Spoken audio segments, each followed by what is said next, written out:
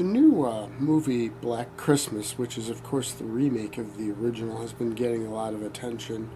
Not all of the talk about it has been good. Been quite a bit of controversy about it. Well, I'm not here to talk about that movie. I'm here to talk about the original Black Christmas. The thing is, after all these years, I realized I had never actually seen it. So I tracked it down and watched it, and I'm going to give a review here.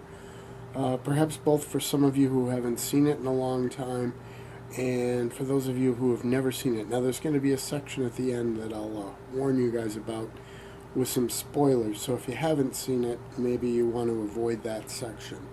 But beyond that, if you guys like me haven't seen it, this might be a good little review for you.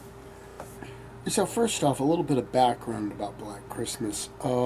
It was produced or released in '74 anyway, and it was done by Bob Clark. Now, the interesting thing about that is Bob Clark is probably best known for the classic "You'll Shoot Your Eye Out, Kid" Christmas movie, A Christmas Story. So it's kind of an odd thing that he did this, often mentioned Christmas slasher movie.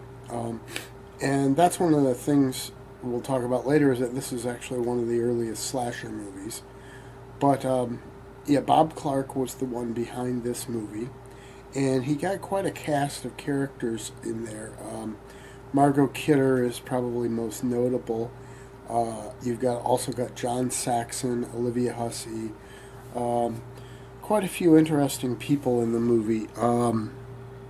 And there are quite a few interesting characters, which we'll talk about in just a bit. The movie was filmed in Toronto, Canada, and but it's set in the United States. Apparently, it was partly based on a series of killings that happened in Canada earlier, but just partly based on that. So that's some of the basic background here to this movie. So, what are some of the positives of Black Christmas? Well, for one thing, it was highly influential. John Carpenter has admitted that it was a big influence on the original Halloween, and it doesn't take much to figure that out.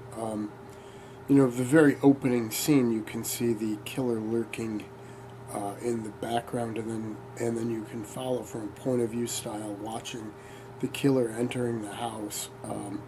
Which is a sorority house, by the way. And the house mother, my God, that character is so funny. She's just doesn't take anything, but then she comes across really sweet when she has to, and she's constantly drinking, and she's a trip.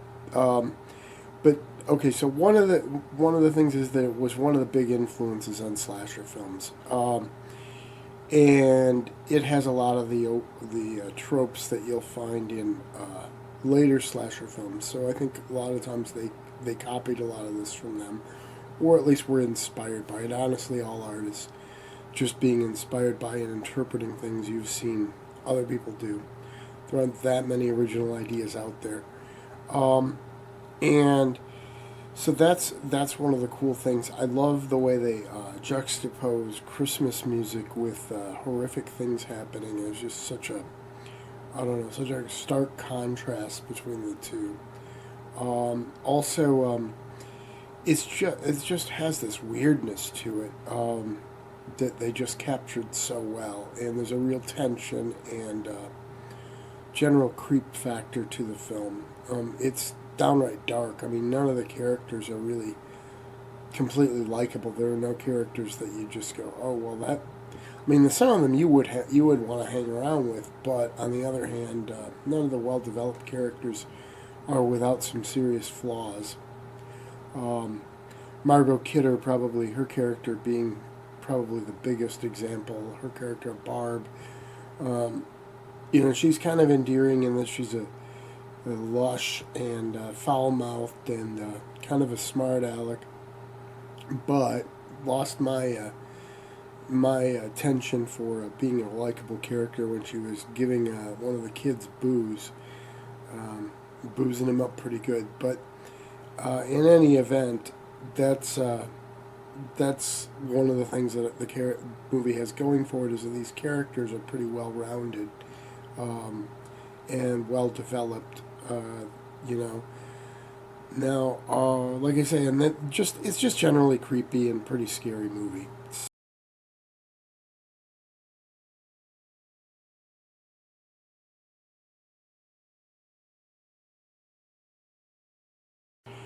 So let's look at some of the negatives on this, and this is where you're going to have some spoilers. So if you haven't seen the movie and don't want anything spoiled, you might want to stop watching. By the time you see this, there'll be a big spoiler warning before this section. Um, One of my big problems with this movie, and the only thing I really have against it, is the ending. Um, for one thing, they do so much development of setting up how creepy this dude is and what kind of psychosis is going on with him and all that, and the otherworldly phone calls and that kind of thing, that you really kind of want to know the backstory of this guy, at least to some degree, because obviously there's something there. And the fact that they just leave it completely ambiguous doesn't really set well with me. It feels very unsatisfying. I know a lot of people love it. I also know that they originally wrote it with the killer being revealed to be Chris, uh, but that was Claire's boyfriend. And then they decided they wanted an ambiguous ending. Well, I understand the magic of the ambiguous ending and all, but I think that seems sort of a missed opportunity with all that character development and the backstory for uh, the killer to not have it revealed what his deal was. Um, Also, the police force must be a bunch of morons in that town, because they never actually searched the entire building. And they know that Claire is still missing, and they didn't find her body, and they didn't search the whole house. And they leave someone unconscious, drugged up there, resting by herself. That's just poor police work. If the police force were actually to do that, I hope they all get fired, because they're terrible. Um, so those are my big complaints with it. Don't get me wrong; it's a really great movie. There's a lot going on that really works well. It's just that ending is pretty unsatisfying as far as I'm concerned. Also, another little plot hole that I haven't seen anybody mention is in the very first scene, basically when the phone call comes through from the mother of Margot Kidder's character. She says, "I'm going to take the call in the other room," uh, and apparently she goes and picks up another phone line. The thing is, they mention later in the movie that the only phone line on that line is the one phone, and that there's another phone upstairs in the house mother's room, but that's on a separate line, so she couldn't have taken the call on that. That's kind of a weird little plot hole. That's not enough to get in the way of the enjoyment of the film, but it is kind of an interesting little thing that I've seen no one else mention. Um, so that's pretty much the downside to the movie. And overall, I think it's a very good movie. I'm very glad I finally watched it. I had kind of avoided it all these years. I'm more of a Silent Night, Deadly Night kind of guy, but um, it's well worth seeing, and I understand why people like it so much. I mean, clearly, just the fact of how influential it's been makes it well worth seeing.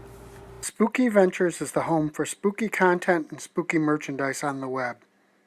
Check it out today at spookyventures.com. And remember, always keep it spooky.